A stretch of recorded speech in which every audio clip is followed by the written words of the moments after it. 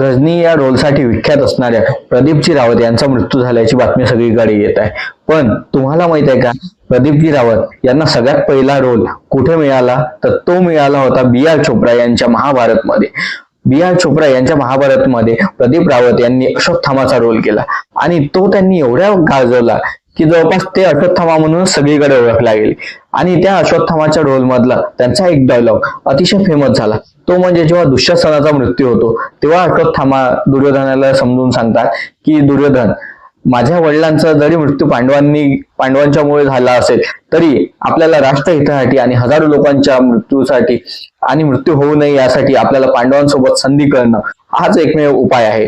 जरी दुर्योधन ऐकत नसला तरी अश्वत्थामा त्यांना समजावून सांगतो की माझ्या वडिलांचा मृत्यू होणं हे माझं वैयक्तिक गोष्ट आहे आणि पण राष्ट्रहितासाठी आपण पांडवांसोबत आज संधी करू आणि हजारो लोकांचे प्राण वाचू. मैं कभी उन्हें क्षमा कर सकता हूं मित्र, और न ही कभी अपने पिता का वध भूल सकता हूं, किंतु ये मेरी व्यक्तिगत समस्या है. इस समय मैं संधि की बातें इसलिए कर रहा हूं क्योंकि संधि राष्ट्र के हित में है.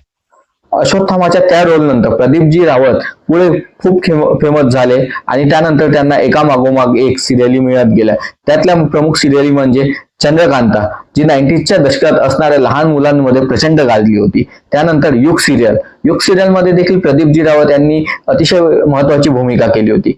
त्यानंतर पुढे लगान चित्रपट आला आणि लगान चित्रपटामध्ये प्रदीपजी रावत यांनी जो रोल केला तो भरपूर गाजला. तो म्हणजे पंजाबवरून आलेला एका बॉलरचा रोल, जो लगानमधील भुवियाला भेटतो आणि पुढे आपल्या देशासाठी क्रिकेट खेळण्यासाठी देखील ते उत्साही असतात आणि काही करून इंग्रजांना त्यांना हरवायचं असतं.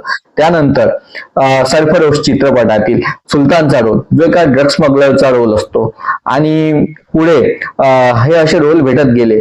पण त्यानंतर प्रदीपजी रावत हे हिंदी चित्रपट सृष्टीमध्ये न थांबता ते दक्षिणेकडे गेले, कारण की त्यांना त्यांच्या धाटणीचे जे रोल आहे जे बॉलिवूडमध्ये न भेटता ते पुढे साऊथमध्ये तेलुगू आणि मल्याळम अशा चित्रपटात भेटत गेले आणि त्यांनी ती चित्रपटसृष्टी अतिशय योग्य प्रमाणात गाजवली. त्याचे आपण रोल बघू शकतो. तर त्यानंतरचा गजनी चित्रपट आला. गजनी चित्रपटाचा रोल त्यांनी अशा प्रमाणात गाजवला की त्यांचा दक्षिण मधला तर रोल गाजला, पण पुढे हिंदी चित्रपट देखील त्या गजनीवर आधारित रिमेक निघाला आमिर खानचा आणि त्याच्यात देखील प्रदीपजी रावत यांनी अतिशय महत्वाची भूमिका सादर केली. त्यानंतर अनेक चित्रपटात प्रदीपजी रावत विलनची भूमिका साकारत गेले आणि दक्षिणमध्ये विलनच्या भूमिकेसाठी प्रदीपजी रावत अतिशय फेमस झाले.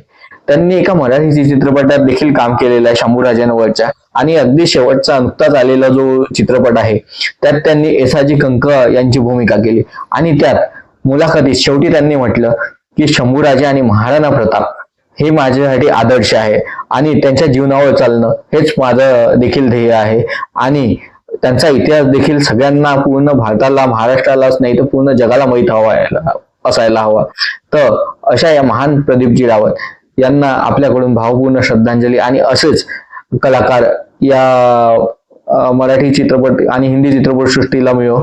पण एक हिरा मात्र आपण गमावून बसलो, ज्यांनी महाभारत पासून तर गजनीपर्यंत, मग ते सरफरोश असो किंवा लगान चित्रपट, त्यातून त्यांनी त्यांच्या भूमिका गाजवत गेले आणि अतिशय डाऊन टू अर्थ व्यक्ती होता.